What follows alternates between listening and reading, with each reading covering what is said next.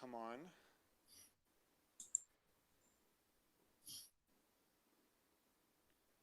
We'll give everyone just a chance to pop into the online room. Getting started in just a moment.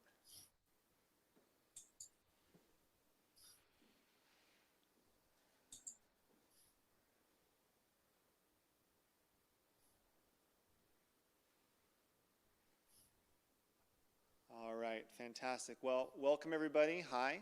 Welcome to the Eros platform. My name is Eli.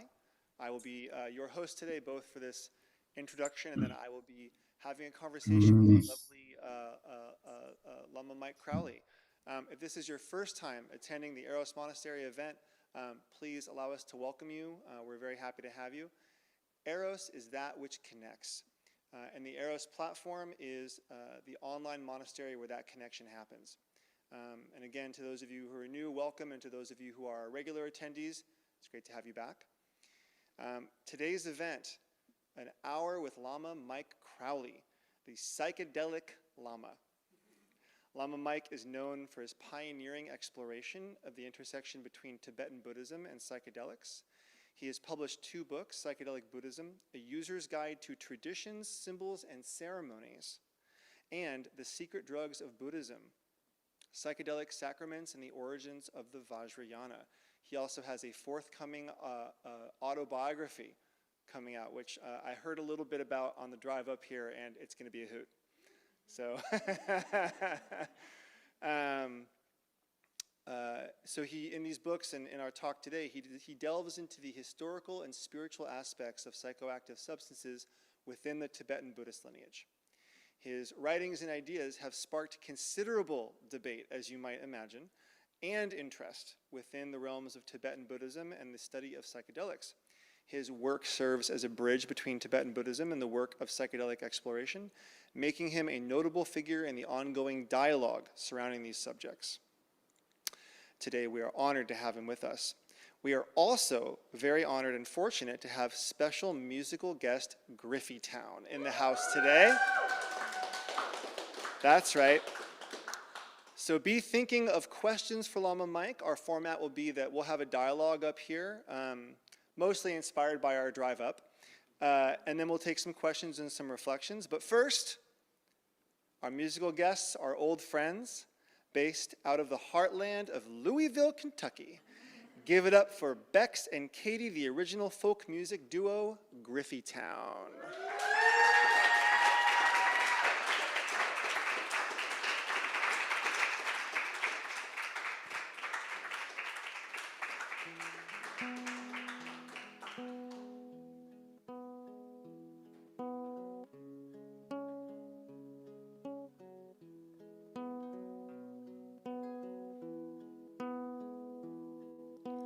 Watching you watch your thoughts, waiting for a plane to take us away from ourselves.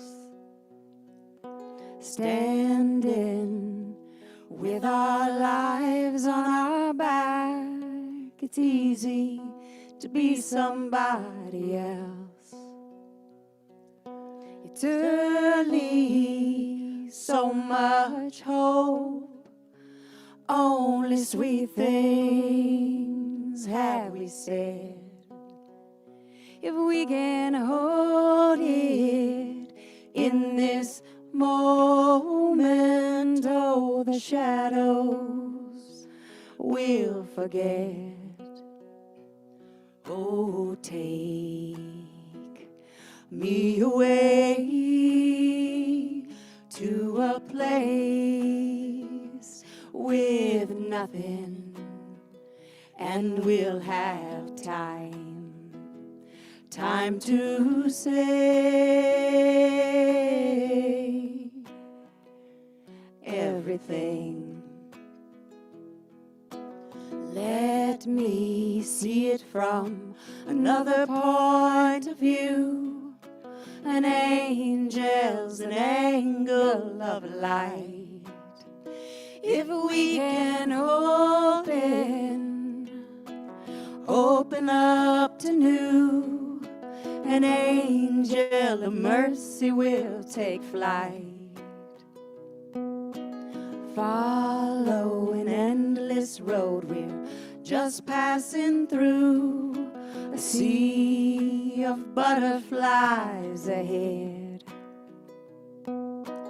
Golden are the faces that you made, and silver are the words you said. Oh, take me away to a place with nothing, and I'll have time to say everything.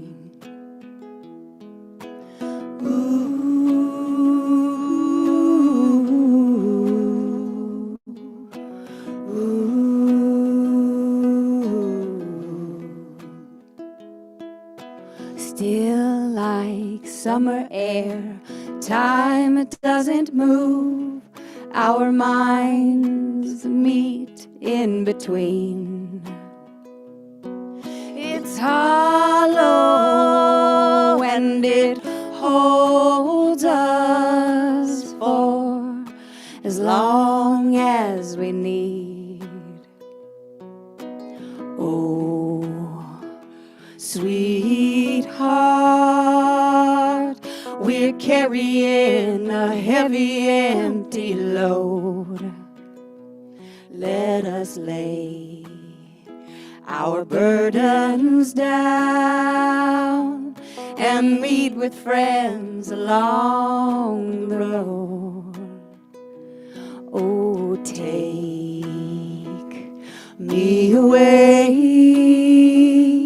to a place with nothing, and we'll have time to say everything.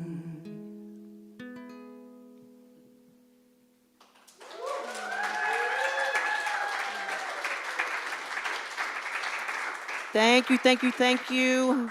So excited to be here. Oh my goodness.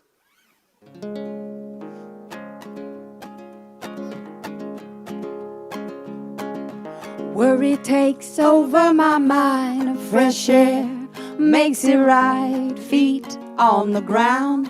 I am here right now. I wish for a smiling face, a good long embrace, an emotional and mental space, clear and free. Blood is flowing in my veins. In this moment I feel no pain, and though nothing can stay the same, I can be here now. Oh, and it's gonna get dark sometimes, my darling. And it's gonna get dark sometimes, my dear. And it's gonna be strange sometimes. There's a human feeling. We're catching love and releasing fear. We're catching love and releasing fear. I look up to the tallest trees and revel in the honeybees. May we all leave with these when called away. Planting seeds in people's hearts, call a right when we're apart. Every day's a brand new start, a new behavior. Bless every relation, every voyage and every wind. Our greatest fortune is within. What a card to play. Hey, and it's gonna get dark sometimes, my darling. And it's gonna get dark sometimes, my dear. And it's gonna be strange sometimes. There's a human feeling. We're catching love and releasing fear. We're catching love and releasing fear. I love when you x-ray my chest and answer to my heart's request. A vat of love in excess comes pouring down, like a soldier wrapped in fear who finds the end of war is here. All the nightmares disappear with thoughts of home. I can open up to this, reconcile and reminisce. A miracle, a holy glimpse, a letting go. Oh, and it's gonna get dark sometimes, my darling. And it's gonna get dark sometimes, my dear. And it's gonna be strange sometimes. There's a human feeling. We're catching love and releasing fear. We're catching love and releasing fear. We're catching love and releasing fear.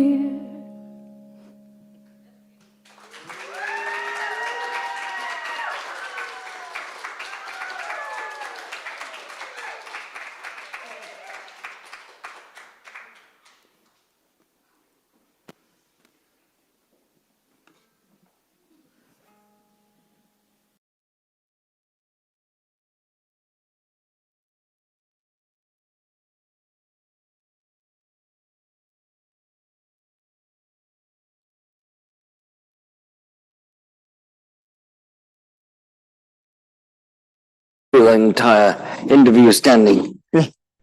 Maybe just a few minutes. All right. How's it going? Good to see you. Well, it's going quite splendidly, thank you.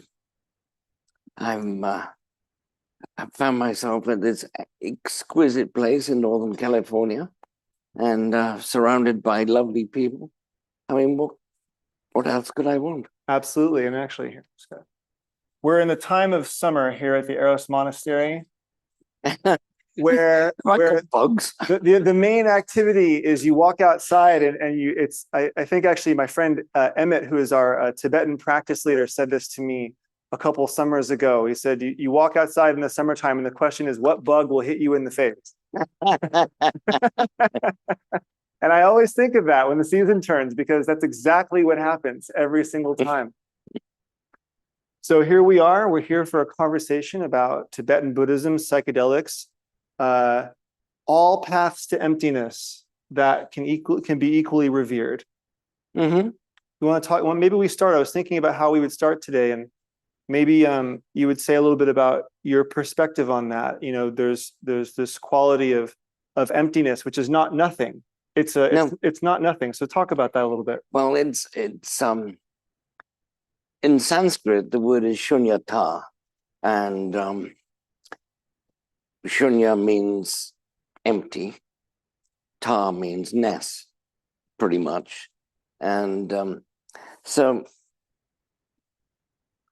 prior to the Buddhist philosophers coming up with this notion of shunyata, the Hindu philosophers spoke of ekata, the oneness of everything. And the Buddhist philosophers found that if they espoused this oneness principle, they would get into all kinds of trouble with the Hindu philosophers, especially in the debates which happened between them.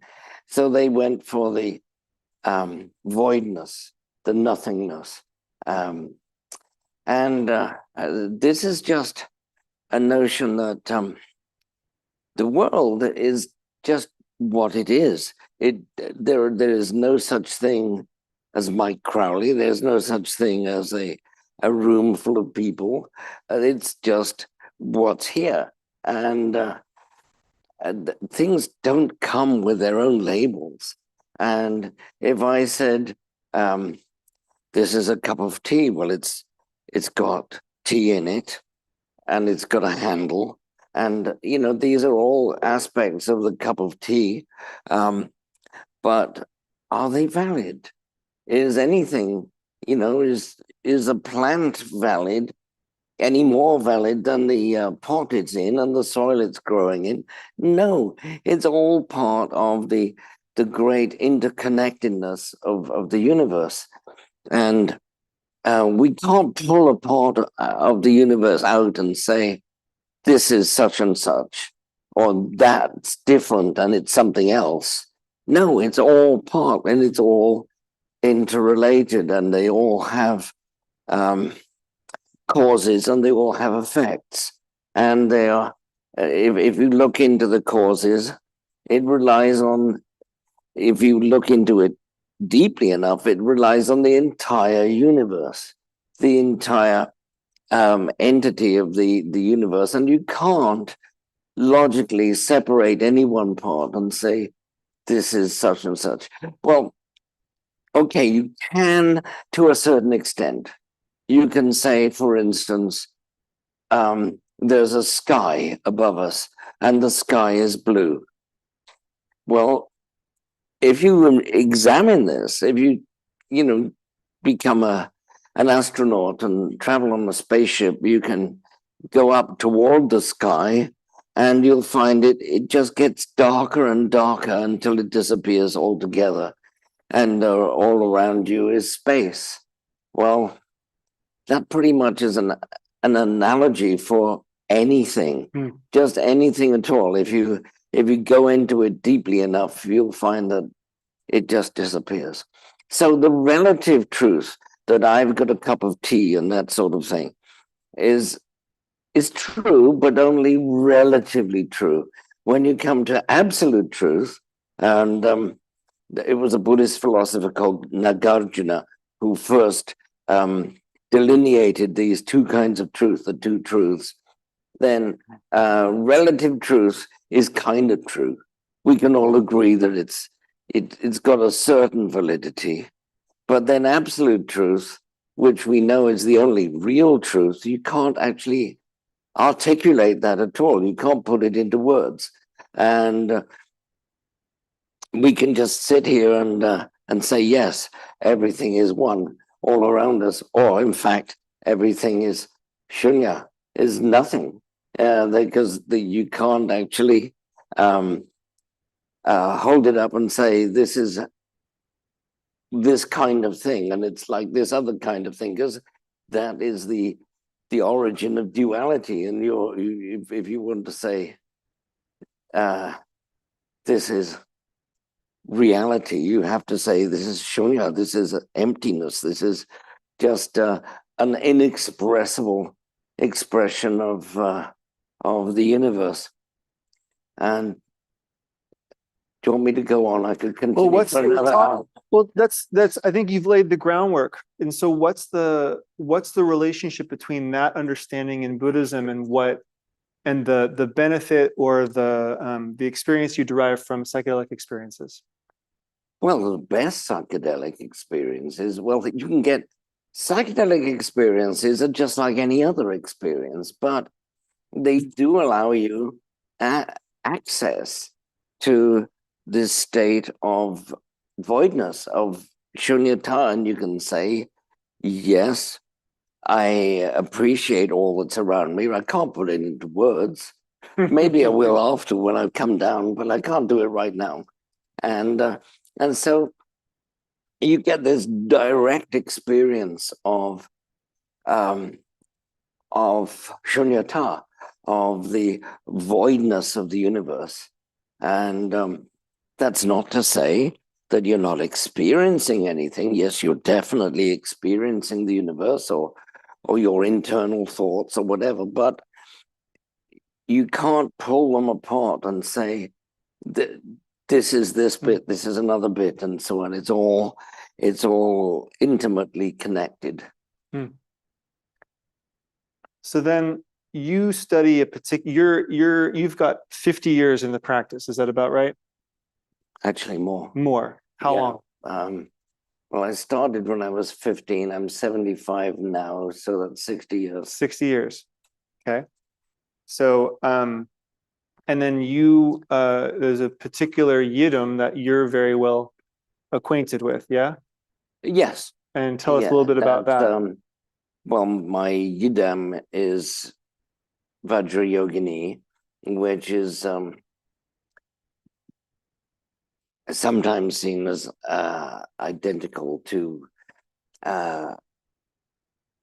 another Yidam, which is like they were shown identically in the iconography, except Vajravarahi, which is the other one of the diamond sow, has a sow's head growing from the side of her head. And they're absolutely identical apart from that. And even apart from the iconography, they are said to be identical. Now, in Hinayana Buddhism, the very essence of Buddhism, the original form of Buddhism, the sow or the pig is used as a symbol. And you see it at the center of the wheel of life, where there is a pig, a snake, and a cockerel. And the snake represents aversion, the cockerel represents attraction, and the pig represents ignorance. This is how it's used in the Hinayana. Ignorance of ignoring what is real and ignoring what is right before you, which is, as I've said, is the voidness of existence. So, however, in the later developments of Buddhism, it became a symbol for something else. In Vajrayana, it's a symbol of one taste. That is, when a pig goes rooting around in the undergrowth looking for things to eat, it will eat anything edible that it comes across, and it doesn't care whether it's a mushroom or a mouse. You know, it all has one taste to the pig. So this is the attitude of the Vajrayana, which sees things from the point of view of absolute reality. In absolute reality, there is only the whole thing. There are no distinctions, no bits of reality. There's only this reality, and that's what the pig's head on Vajravarahi. Varahi means sow. Varaha means pig, and Varahi is the feminine form of that, means a sow. And you gave us a bit of a pronunciation clinic upon which we always, let me tell you, we want to know. Yeah. You know, we really want to know. So that's secondary to, we've been saying it wrong for 5 years. So before you tell us about the qualities of Vajrayogini, how did I do on the pronunciation? Very good. That was good. And why is that a more accurate pronunciation than Vajrayogini? Because it's Sanskrit, and you, for a start, the J in Sanskrit is pronounced J. It's not French. It's Sanskrit. Vajrayogini, like that. Yeah, Okay. yeah. It's not Vajra. It's Vajra. Like a badger. Yeah, exactly. Okay. Yeah, and so I sometimes despair of Americans' pronunciation of Sanskrit when they don't speak Sanskrit. They don't speak French either. Yeah, I speak French, so easy on that one. Not now, Oh. Mike. So so well, there are various problems. I hear people saying, like, the Buddha's name is Siddhartha Gautama, and I hear people saying Siddhartha, like Mr. Sidney Arthur Gautama, you know. So it's the th in Sanskrit are two separate letters. So it's Sid Ha Ta. Okay. And so there are a lot of other little pronunciation quirks. Yes. Like the I at the end of Vajrayogini. Yes, it's a long I. It It's has a a long macron over it. That's a little horizontal line over it. And why does that matter? Because it shows that it's feminine. Otherwise, you're talking about Mr. Vajrayogini. I see. Or Mr. Vajrayogini. Yeah. So if I just say Vajrayogini, that's masculine. Yes. If I say Vajrayogini, that's feminine. That's feminine. Okay. Very good. And this applies to all the vowels on the ends of Sanskrit words. If they're long, it means it's feminine. If they're short, it's masculine. Okay. So same is true of Dakini. Dakini, yes. And in that case, you've got an added complication of there's a little dot under the D. So it's Dakini. And I don't expect any Westerner to pick up on the difference in pronunciation, because that one's rather subtle. But what else is there? Like, well, I want to steer back to Vajrayogini for a moment. Oh yes, of course. So tell us a little bit about would you say Vajrayogini is a she, or how would you refer to it and why? In essence, she's not either sex, but she does appear, at least in my experience, she appears in my dreams as a female. Not always, I mean, I can't remember ever appearing as she does, as we visualize her, with red skin and naked and with white ornaments. No, never like that. But it could be my daughter or a woman I meet in the street, an old lady who's picking up rags. How do you know it's her? Because of what she tells me, what she demonstrates. If it really benefits me to listen to what she's saying, then it's probably her. It's probably Vajrayogini. And I mean, I sometimes get other women in my dreams, but they're not necessarily enlightened women, and she always is.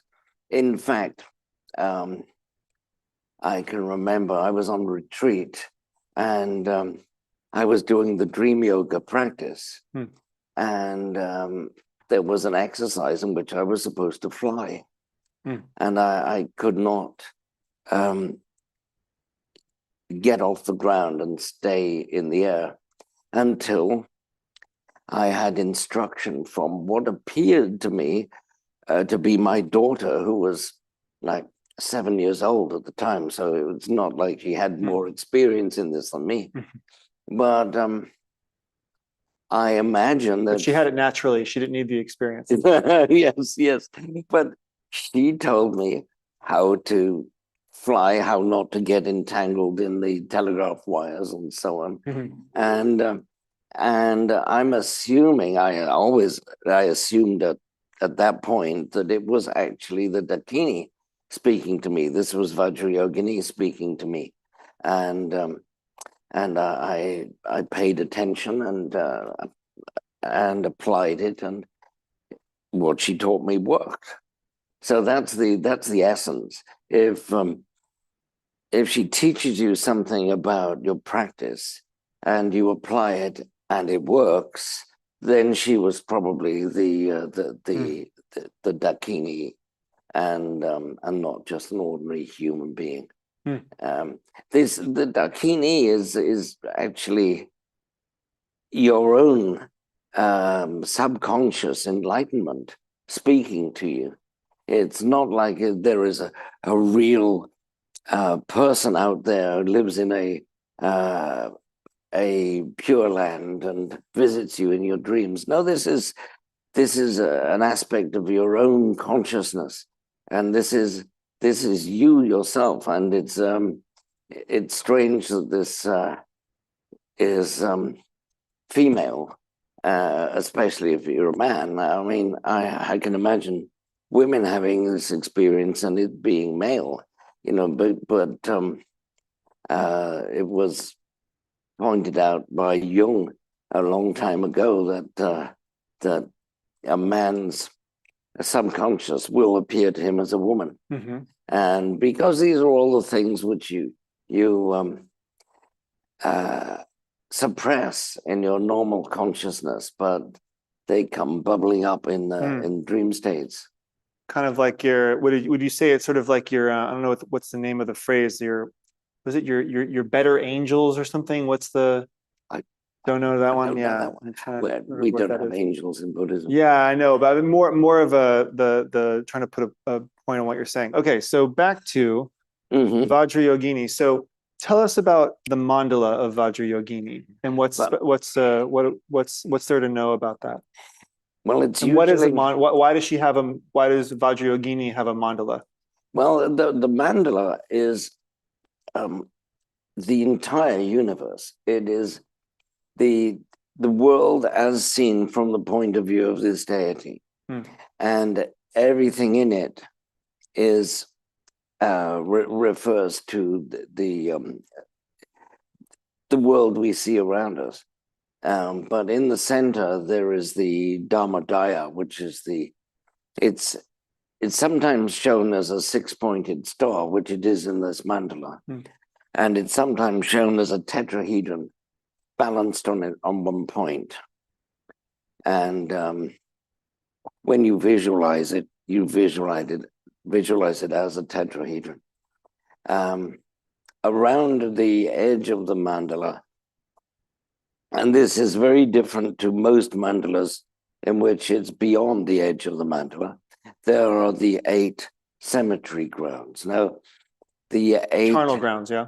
Well, what were called the great charnel grounds in ancient India, they were the Mahasmashana.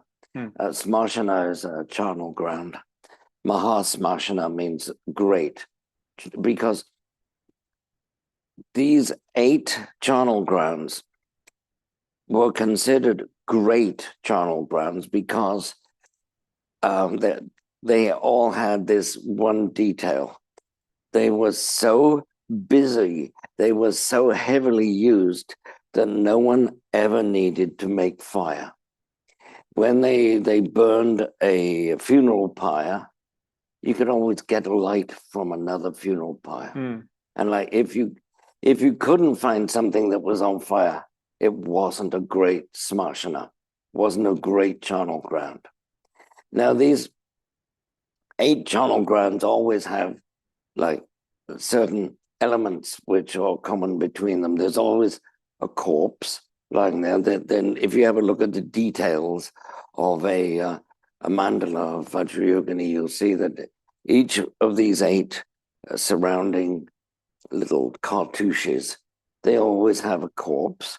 There is always a tree, and there is always a god in the tree, and these gods have different names.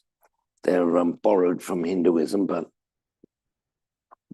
Buddhism probably treats them differently to the Hindus. And they all represent different aspects of ego death. And that's the corpse actually represents your ego. And that these aspects of ego death are real, but they're all relative. And if you're actually in a position of, say you've taken a large dose of a psychedelic, you'll find that your ego just evaporates. And on many occasions, I've been sitting for people who are taken large amounts of LSD, for instance, and at about the 1.5 hours, 2 hours point into their personal trip, they will turn to me and say, with a very straight face, not upset, but very concerned and say, have I died? And I have to explain to them, well, no, maybe some parts of you have, but these are the parts you don't need. You can just let them go and carry on your merry way without these parts, and you'll be fine. So that's what the 8 great cemetery grounds around the Mandala of Vajrayogini represents. And I also understand that in other mandalas, the charnel grounds are outside, yes, in some way, and Vajrayogini is the only one where they're inside. Yes. Why is that? Well, because it recognizes them as part of the world. They are part of the universe. They people really do lose their egos, and it's not something that isn't inside the Vajrayogini view of everything.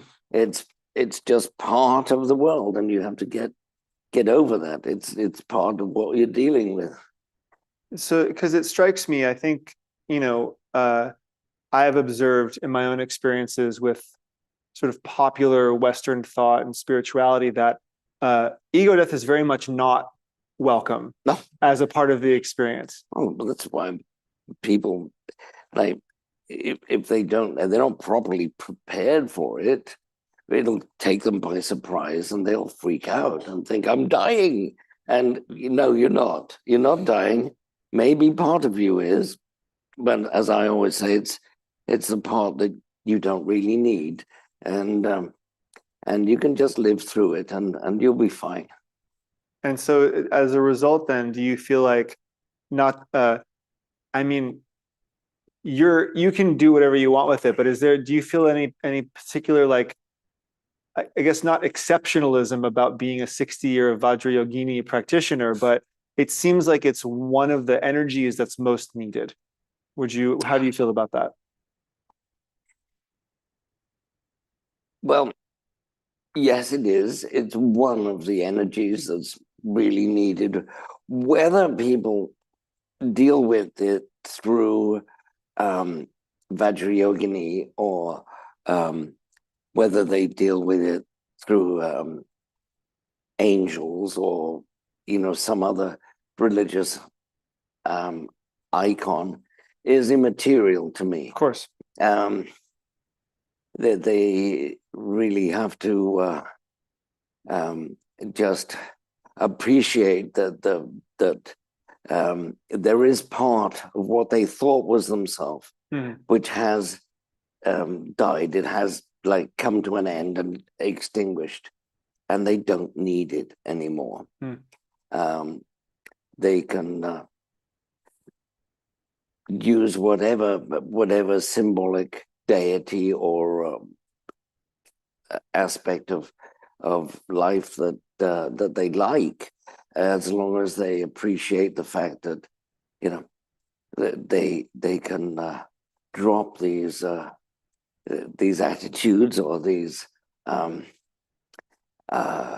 parts of themselves that they thought were so vital as being not really necessary anymore. And however they do it is fine by me. Personally, I think the practice of Vajrayogini is a very valid and vibrant practice for myself. I don't insist on it for other people. But perhaps if they're studying with me as my students, I will teach them the practices of Vajrayogini. And what's available to someone if someone was saying, well, I'm a Vajrayogini practitioner and I'm interested in psychedelics, or if someone said, oh, I really like psychedelics and Vajrayogini or Tibetan Buddhism in general is interesting to me. What do you feel is available in an integrated approach that maybe would be more difficult to get with one or just the other? Well, with one alone, I'd probably point them towards my book, Psychedelic Buddhism. The first half is about psychedelics, and the second half is about Buddhism. But the first half is psychedelics as applied to Buddhism. The second half is Buddhism as it applies to psychedelics. Yeah. If you had to bottom line it for each one. So I'm a psychedelics practitioner. I'm in it for consciousness.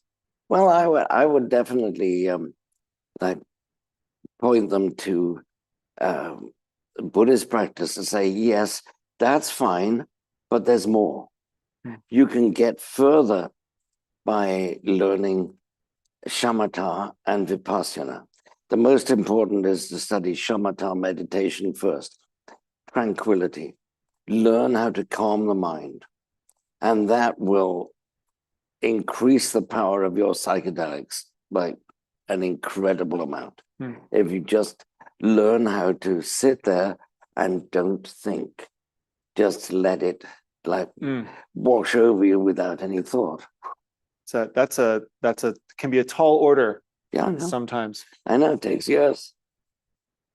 Okay, great. So so the story of the first 108 that you told me last night, the bricks. Yes. Well, this is I wouldn't say it's the first. It's just okay. the earliest that I've ever heard of. Okay. Now, you're pretty old. That might be the first. So in the mala, the Buddhist rosary, there are 108 beads. So I was interested in why is it 108? And none of my Tibetan teachers could come up with this. They were like, oh, I never thought of that. and so, in fact, the earliest reference to 108 that I could find is in the Agni Puja, the fire ritual, which is outlined in the Rig Veda. There are 4 Vedas, the oldest of which was first written down about 2000 BC. And, well, it was first composed. They didn't have writing at the time, but they did later. The first composed about 2000 BC. And in this fire ritual, this is like a precursor to a fire puja. This is like yes, that's much right. more primitive this or is ancient version of the puja. Much older than the fire puja practiced by Buddhists. Okay. Definitely about at least 1500 years before the original fire ritual. Yeah. Okay. But Agni is still there. Agni is the Hindu god of fire. Okay. So he is definitely well, he is sacrificed too in the fire puja. Now, his name Agni means fire, and you're probably familiar with the words ignition. That igni relates to Agni. Oh. And so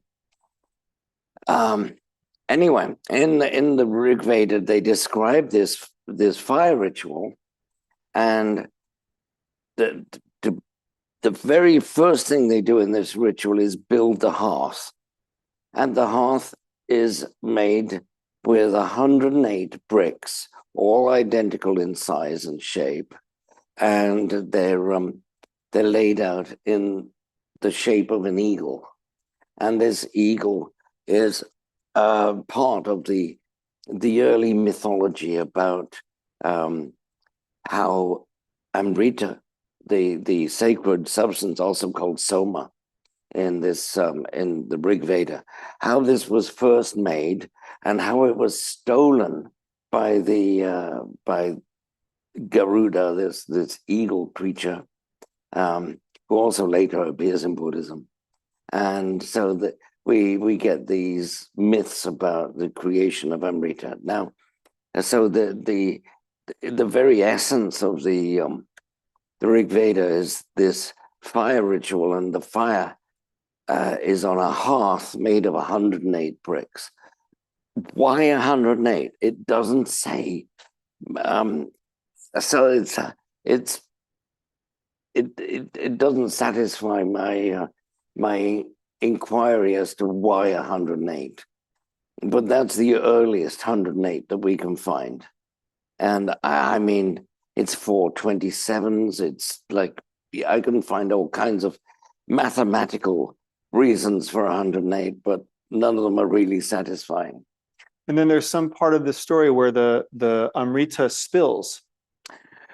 Well, later in the Puranas, which are a later aspect of Hinduism, there was a description of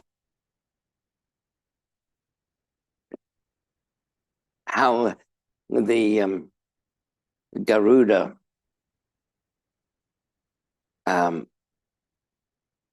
for various reasons picked up the vase of Amrita and flew off with it in a hurry.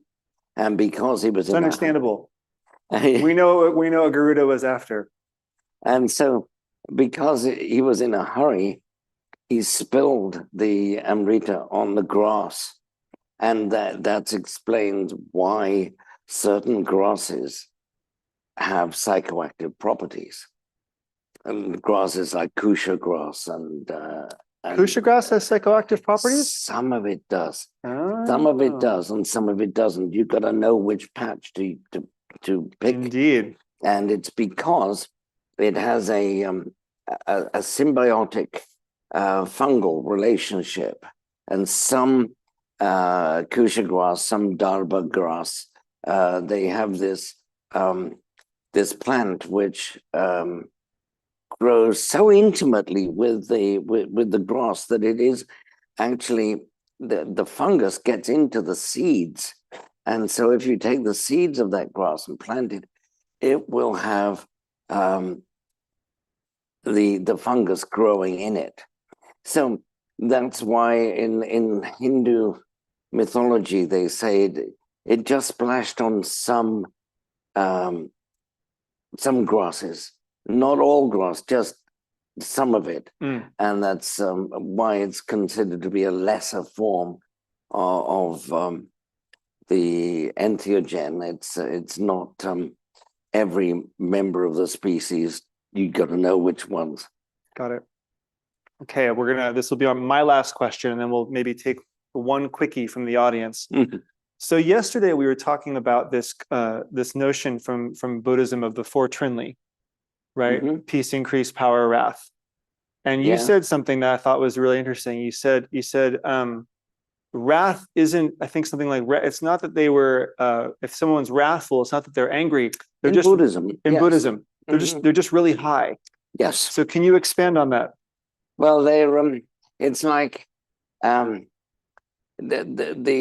epitome of wrath in Buddhism is Vajrapani. The Bodhisattva Vajrapani was, I mean, occasionally you will find a depiction of Vajrapani. He's totally peaceful. He's not like blue and have flaming hair and all the rest of it. He is just a Bodhisattva, and he's got normal colored skin, and he's just that he has a Vajra, and that's all. Well, in the Buddhist version of the churning of the ocean, which is a myth told several times in Hinduism, all with different variations. That's in the Bhagavad Gita, it's in the Puranas, and I think there are about 10 different versions of the story.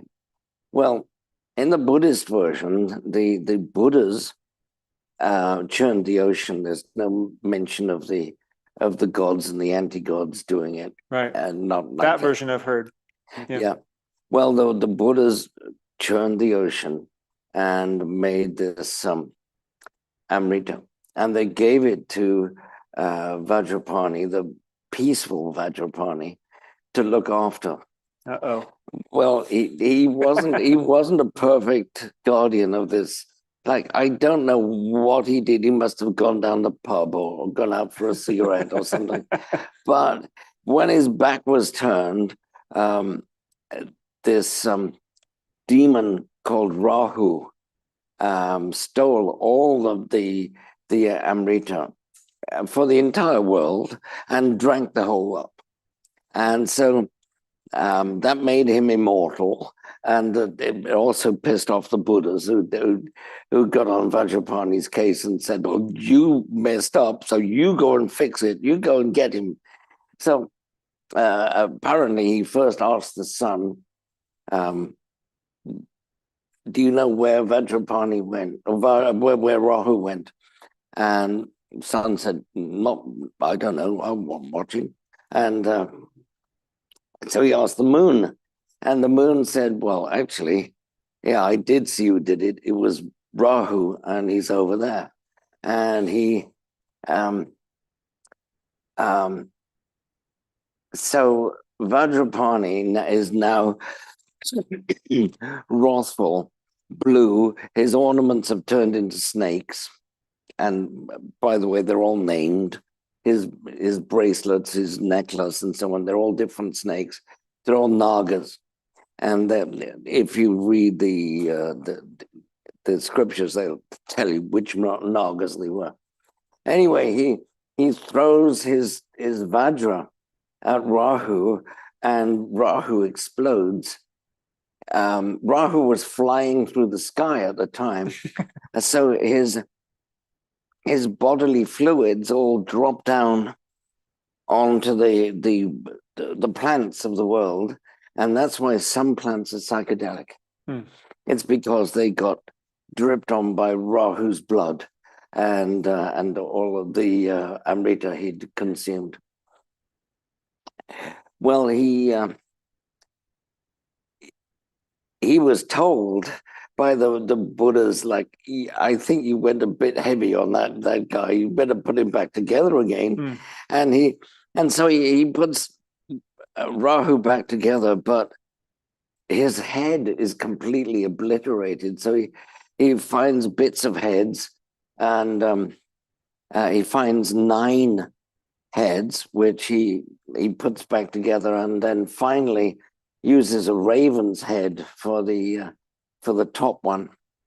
And so that's the legend of Amrita and the legend of Rahu.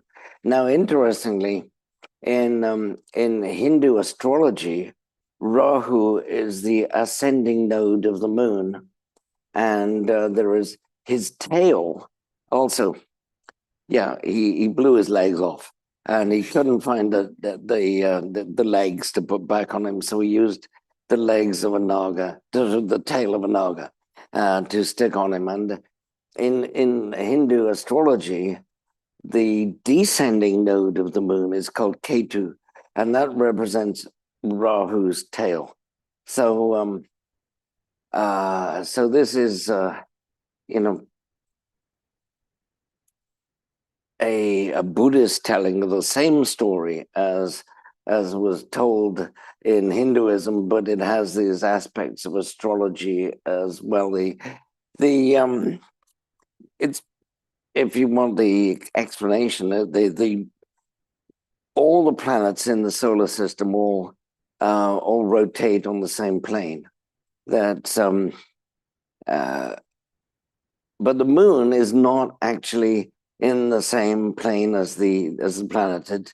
It for half of its orbit around the Earth, it's below the plane of the ecliptic, and then it crosses over at the point which the Hindus call Rahu, and travels above the plane of the ecliptic. Well, I'm saying above; it's like north on our planet, and then it crosses again at the point which they call Ketu. How do we get onto that? I have no idea. So if I hear you correctly, so you're not wrathful is not angry, it's just really high. Yes. So that is bottom line that for us. Give us Rahu is Vajrapani is explained as not really being angry at Rahu. At Rahu, Okay. yes. He was just, he's just really high. That's But why how did he's he get blue. high if Rahu drank all of the Amrita? Well, naturally. Naturally, okay. Yes, so you just have to imagine He became wrathful and he generated as that. Absolutely. Okay. Yeah. And his blue, which, if you ask me, and nobody else can explain it to me, so I've had to, come up with my own reason. He's blue because if you pick psilocybe mushrooms, they turn blue at the point where you pick them. The crushing of the tissues initiates the process of oxidation of psilocybin. So, and psilocin. And so psilocin oxide is dark blue. And this is why I believe certain deities are blue. The most popular colors other than flesh colored for Buddhist deities are dark blue or red. And I think the red is Amanita muscaria, but the dark blue ones are psilocybe. There you have it. Okay, we've got one question from the audience, which I was given earlier, which I'll ask you, which is, if we get Lama Mike's crystal ball of where are we headed in the next 10, 20 years as far as psychedelics, Buddhism, what do you see is the process unfolding? Give us a window into your. What I would hope that happens works. Is that the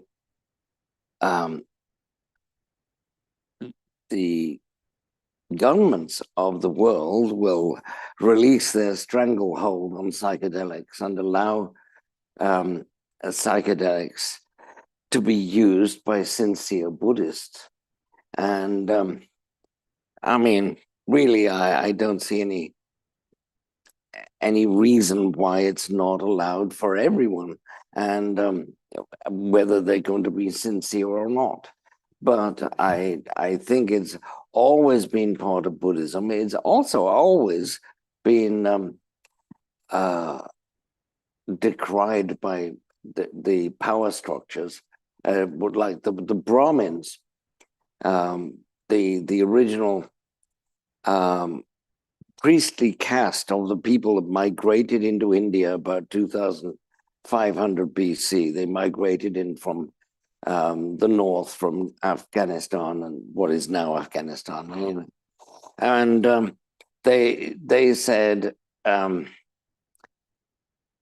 they wrote the first laws of India, the laws of Manu, they were called.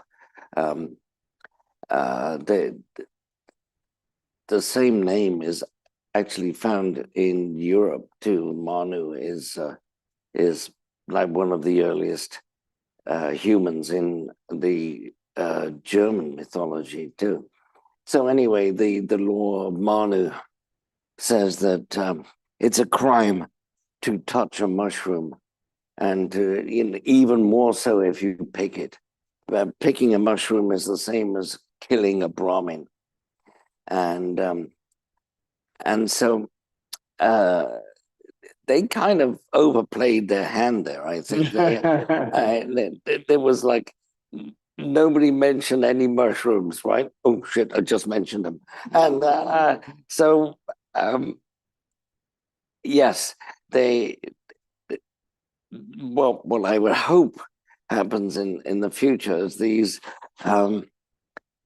governments will lay off like religious use of psychedelics, even non-religious use, if it's sincerely held belief that the psychedelic is going to be good for you.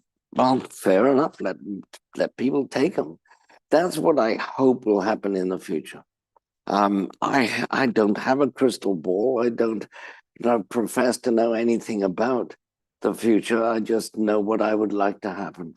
And that's what I would definitely like to happen. Thank you.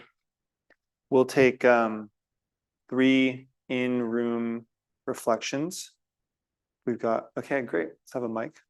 Matt, we'll start. But this is really special. I have two subjects very close to my heart are psychedelics and spirituality. And for you to blend them so beautifully and in like stories that I could listen to forever, it feels like you're close to my heart. Appreciate you. Thank you.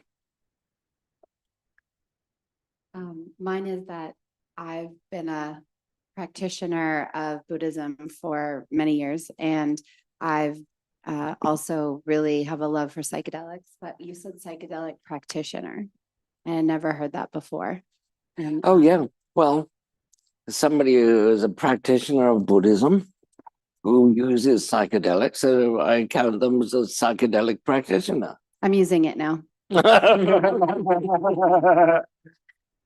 I have Sophia. Yeah. the moment that you said about Vajrayogini, how do you know when you've met her? And the you know you've met her when she has offered something of benefit to you. And Right. there was just this like beautiful brightness in the room. And I felt like both grateful that you brought that here today, and then also grateful that I have felt that, and I felt that today in your presence. So thank you.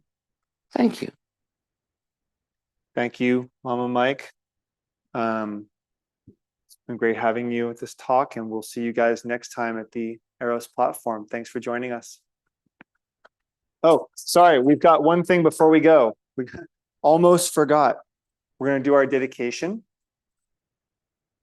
Gewa di nurtur dak, shake chempo drupir ne, droa chikyan malupa, de sala gopar. And then we'd like to offer you a mandala today. Oh, great. Thank you. Sashi puki jokshik mektok dram, rira blingshi nyende gempadi, sange shingdu mikti powagi, drokun namdak shingla jopar shok, om miram guru ratna mandala kam niryeta yame. Thank you, Lama Mike.